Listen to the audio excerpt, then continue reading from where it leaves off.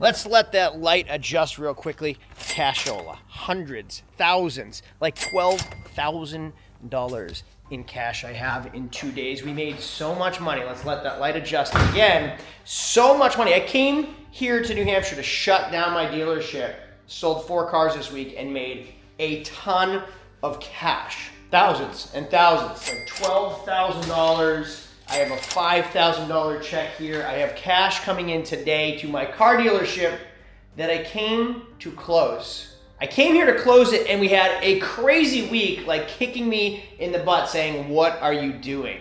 My name is Craig from Flying Wheels. I'm gonna let the light adjust real quick and explain what is going on, because you'll see a dumpster over here, you'll see a container over here, no cars over there, and just a few left right here. What is happening in today's video? I came here to slow everything down. I want my life to be a little bit slower, a little bit cooler, a little bit calmer. And in this week's video, I showed up to do things the way we used to do them, and we absolutely crushed it, which tells me a lot, which I'll get into in a minute. This right here used to be my car dealership. What is going on with all this stuff on the floor? We're gonna get into it in today's video. I'm gonna show you what I did right, what we did wrong, what's happening, and what's going on in the future. So again, I already said it, but my name is Craig from Flying Wheels.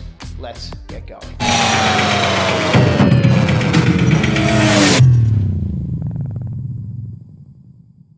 So 1 year ago, I decided to move to Florida. This was my business for 15 years. This was my baby. It built everything. It paid for my house. It paid for my vacations, my vacation home. It paid for my retirement. It was so good to me, so lucrative. We made so much money for so long. It helped build my YouTube channel. And I truly thoroughly enjoyed it for a long time until I didn't anymore. And I'm here to phase Flying Wheels North out. Why? What is happening? It's just, I hate to say this, really sad 3 days. It didn't work. I wanted it to work from afar. It didn't work. It worked really, really well when I was here, but I am Flying Wheels, and without me, Flying Wheels doesn't work. And it took a year to learn that, and I was really hoping we could hand it down to Lauren, and I'm gonna explain to you why it didn't work in today's video. But if you look right here, we have a dumpster of just so much stuff that we're throwing away. Oh man, 15 years of my life is here. We have my Nissan 240SX drift car parts. We have my Mustang Mach 1 Cobra Jet with a 4-speed manual transmission, all the tools that I've accumulated, all the chemicals. Those are my race car parts for my Nissan 240. All the, again, the strut compressor, transmission jack, power washers, all the tow balls that I've accumulated over the years, my welder, catalytic converters, my oxygen acetylene torches. Honestly, I think it's good for everybody to start over, to move every few years anyway, because the amount of things you accumulate is just ridiculous. Like this stuff right here. Now this actually made sense. I have Escalade wheels and Chevy wheels and Denali wheels and more Chevy wheels, because I'd buy stock trucks with like cheap looking steel wheels, and then I'd replace them with upgraded wheels and completely change the look of the Chevy trucks. I bought a container right here so we could put all my tools and all my shop equipment in it, because I am gonna start over. I enjoy the like thrill of startups. I didn't enjoy Flying Wheels that much anymore. It became, sorry to say it this way, and I know that's the wrong term, but I turned into babysitting. I can't manage and don't want to manage people. I'm constantly putting out fires and truly babysitting sometimes. I have like such a wonderful staff, and I'm so fortunate to have who I have here. And when I say babysitting, it's not a shot at them. It is just the fact that I am Flying Wheels. I am the main problem solver. I'm the one that purchases the cars. I'm the one that says what each car needs. I'm the overseer that looks at the car and says, we still have to do these things. Then I'm the one that test drives the car to make sure everything was done after I say it's done. I'm the one that makes the to-do list for every single person. Every Tuesday when everybody comes in, we make a to-do list and we do a full walk around, because I have the eye to come here and look at this Ford Fiesta in the morning and know that this bumper needs to be either polished or touched up, and I can see that somebody spray painted it with the wrong black right here, and it is faded in like a matte black on a highly metallic black finish paint. This is just kind of an eyesore, and I see this, and this is what buyers are going to see when they show up. And we've had this car for more than 30 days and this stuff isn't taken care of. And if I was here, I would know to say, hey guys, guys, this has got to get taken care of. I got in this Chevy Impala the other day and the battery is stone dead. So when a customer comes to look at this Impala and it doesn't start, the first impression is, oh, I'm gonna buy a new car that doesn't start. They won't buy this car. I bought this Jeep Wrangler 30 days ago for the shop, and then I went back to Florida. It did have a check engine light on. I was told it was fixed. So when I came back here, I've been driving this week so I can make sure that it's running well, it's safe and good for somebody else to purchase. I drove it home, the check engine light came back on, meaning after they cleared the light, they didn't drive it enough to make sure that that light stays clear. This Mercury Mountaineer is a cheap truck, but if you look, the first thing I see is that this front tire is extremely bald and unsafe. Now the thing is, on a $2,500 truck, sometimes we might not have enough money to put into a vehicle at that price point, but I'm pretty sure that if we dig through our overflow, I'm gonna find 2 to 4 tires that have good tread that we can swap onto that Mountaineer. Tires. And if I'm not here to every day find the solution to a problem or put out a fire, be the person with the fire extinguisher to put out that fire, it just gets ignored. I think that this Chevy Sonic is parked here not for sale because it has a bad transmission. I think it was slipping. So we purchased it. It has a bad transmission, which is typical to these cars. Now it needs a transmission. We bought this probably 3-4 months ago, and it's still sitting here parked facing the opposite direction with no solution in sight. Why? Out of sight, out of mind. It's not anyone else's problem but mine, because there are other things to do that are far easier than finding the solution to that Chevy Sonic. So that car cost me $3,500, maybe $4,000. And how long has it been sitting there without any solution? So my money will be tied up in that car till I am now home, and I'm gonna come up with a solution to that car instead of somebody else being proactive and saying, hey, here are the solutions. I made some calls. A used transmission is X amount. A remanufactured transmission is X amount. We can do it here in-house, or we can't because it needs to be programmed. I called the transmission shop. They're gonna take care of it. Here's how much it is. Do you wanna do it? Or I can run it through the auction and sell it and we can just take a loss. Which would you prefer? That is what someone here should be doing, so I don't have to do it from 1,500 miles away. Because I didn't even know that needed a transmission till I came back here. We've owned that car for 3 months. So now I know I need to find a solution for that car. Now I am making no excuses. I'm not here. I am an absentee owner hoping that the business could run without me here. It can't. And let's face it, when you have a baby, no one is gonna care about your baby like you care about your baby. If everybody's still getting paid every Friday, where's the motivation? Like, who cares? Everyone's still getting paid. Push off the difficult stuff, take care of the easy stuff, and everything just gets a little bit more lax. And it's not the mechanic or the detailer or the office manager's fault. It's inherent, it's natural. It is what it is. I'm not here putting out every fire and I'm expecting everybody to do my job and care like I care. And that's just a ridiculous expectation. Now I came in today and I sat down in the office and I looked, and right here are 2 titles. Titles are supposed to be turned in within 10 days of a sale of a vehicle. It is probably by the time you're watching September, but it's the end of August. And here's a title for July 24th. Hasn't been mailed to the state yet. So over a month, that title's been here. It's now gonna be 3 weeks late to the DMV, and I can get fined for that. They absolutely will fine me for that. And then I get like a mark on my record at the DMV dealer desk. But had I been here, that would have been mailed out 3 weeks ago, because I would come in every morning, I look around, I do what I'm doing right now, and I say, okay, that Sonic needs to be done. I noticed that the backup camera was just dangling yesterday on that Ford Fiesta. So how long has the backup camera been dangling without anybody taking care of it? I asked someone to take care of it, boom. Done, taken care of, no more dangling backup camera. It's fixed. Those titles are gonna go out today. We sold 4 cars today, all because I'm here. I wanna make it clear, I'm not saying I'm better than anyone else. I'm saying I do my job really well. I'm good at it, which is why Flying Wheels has been so successful for 15 years, and it will be in Florida again, but without me being me here, it's missing a leg, it's missing an arm. If there's 4 of us here, just like each appendage, I need 2 arms, I need 2 legs. 1 leg's missing, we can't run as fast, we can't be as efficient, it's not gonna work. So as you can see, just the paints have accumulated, the tools, the equipment, all the cleaning products that have accumulated over the years are gonna go into storage. Now I do tell you the truth, whether it's good or bad. I am far too transparent to a fault, because there are plenty of just mean people that just want to see people fail, which is so gross. And there's so many of you that are supportive, and I really appreciate it, but there's just so many people that are just mean mean. And it makes me kind of refrain from saying everything that I want to say, but I do anyway. I show you that I bought a property with no house, and I'm showing you that I'm closing up Flying Wheels, although I shouldn't, and just say everything's great. I make $1 million a year, and I'm the best at what I do, and there's nobody better than me, and I'm a master and a pro, and I know everything. No one is perfect. I'm going to always show you what's good, and I'm always going to show you what's bad. I wanted to run a business from afar for a year. I left it. I abandoned it. I made phone calls. I didn't come back for 3 months at a time during the winter because I hate the cold. And I let it kind of just slowly dissolve, unfortunately.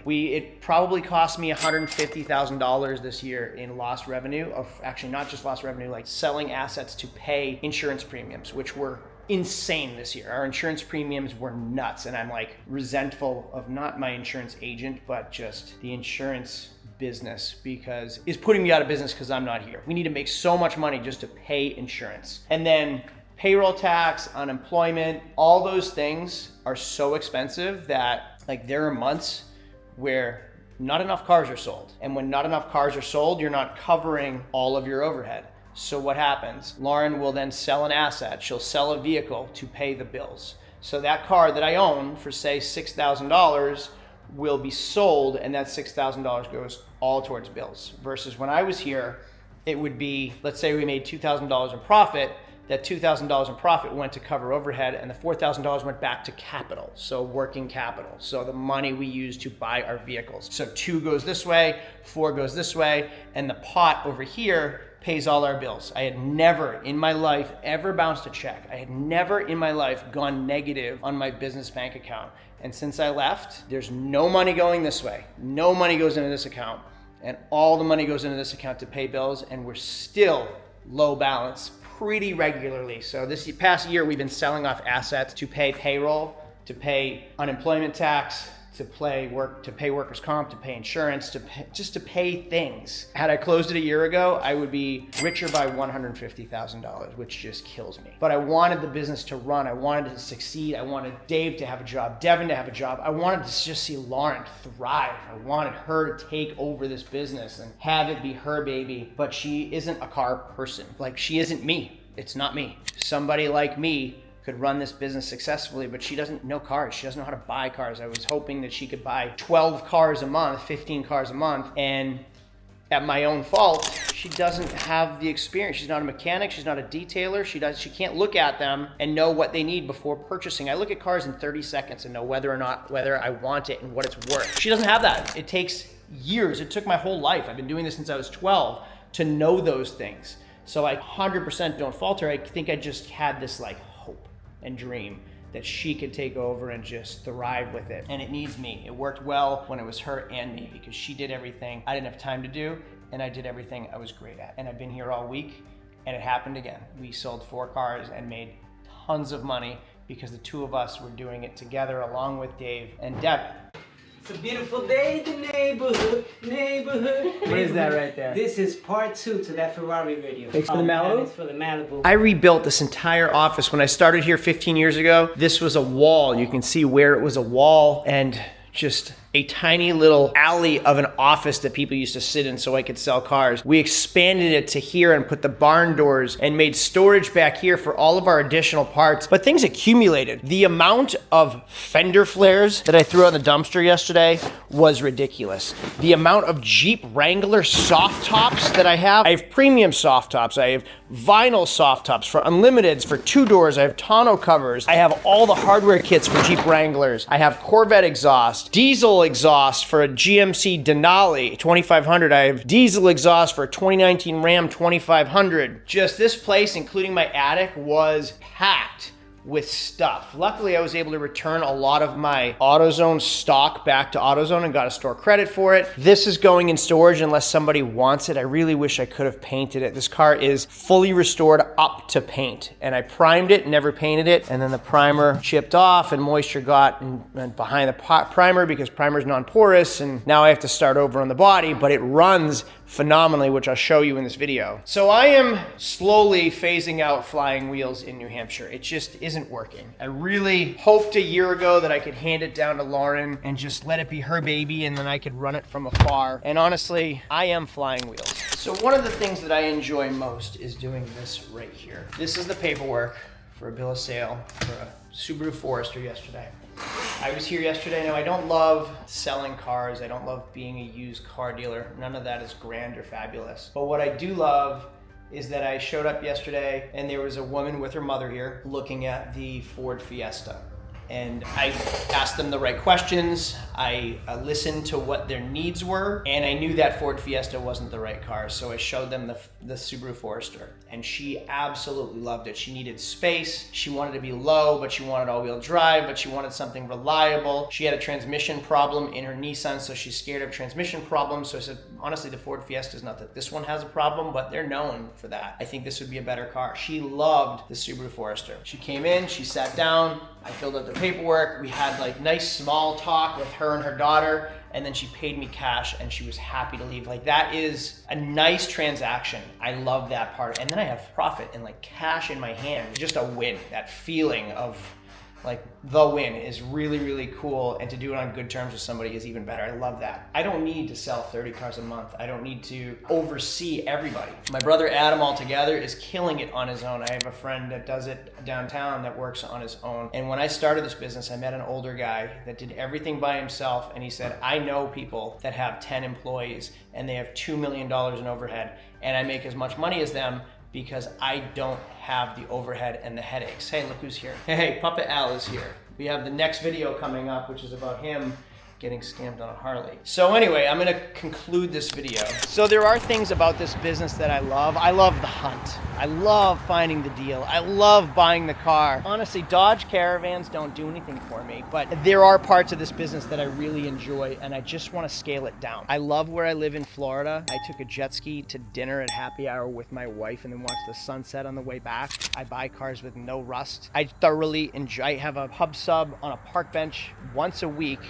I just love it. It makes me truly, truly happy. I mean, being with my family this week and being in the weather in New Hampshire is beautiful right now. Talk to me in January and I would say something very different. I love Florida, and I found a shop much smaller than this. I love the idea, the thrill of a startup. I'm starting the business from scratch. So Flying Wheels Florida is starting as soon as I get home. My flight is today at 3. I'm gonna get home, and on Monday, my dealer's license application is submitted, and we're gonna start on a small scale. Couple cars at a time, all focused on the car dealership, all focused on buying, selling, and building the business from scratch, from nothing. I'm not gonna dump 100 grand into the business. I'm gonna start with a small shop, a little bit of capital, a couple cars, and I'm gonna buy them with you, show you what they need, show you what we do to them, and then show you the profits. I'm always transparent with you guys. I want you to see what we're up to behind the scenes, even if it comes at my expense. I enjoy the interaction when it's positive, so please do be positive. I really appreciate it very much. It's sad to see Flying Wheels go, but the thing I didn't tell you throughout this entire video, I can rent this building. I should have done it a long time ago. There's a building up the road that doesn't house nearly as many cars as I do. They're paying $5 grand a month in rent to lease that building. So I'm gonna lease this building. If anybody's actually interested, I'll lease this to a mechanic, I'll lease it to a dealership. If somebody's gonna want it, we've liquidated most of our stuff, so I made a video saying I'm selling Flying Wheels. We sold off just about everything, which has been great. I love the name Flying Wheels. It's my brand, it's who I am. I'm not ready to sell off Flying Wheels and give up my dealer's license and my 15 years of business. I had some offers which were really great, but honestly, I want what I've built. I want all my stuff. I sold off what I don't need, and I'm gonna lease out this building. If anybody's interested, this place has made me more than that just this week. We cleared $9,500 in profits after expenses just this week while I was home, which is amazing. So this place makes a lot of money. If somebody's interested in leasing the Flying Wheels business, starting your own business here, it is a gold mine. And I wish success on you all. So my grandfather, Papa Al, is here. I'm gonna start my next video. He just bought this thing and got completely scammed. They attempted scam after scam after scam, and he caught every one of them at 84, 85 years old. So in the next video, we're gonna go through this with him and tell you things to look out for when buying a motorcycle or a brand new car, because those dealers freaking shysters sometimes. They'll do anything to make that extra dollar, extra interest percent, everything. So I'm gonna get into this in a minute. Thanks for watching. I'll see you later. 15 years of being here and making videos. I'm sad but happy at the same time to start my next adventure. I'll see you in Florida. Thanks for watching. Adios.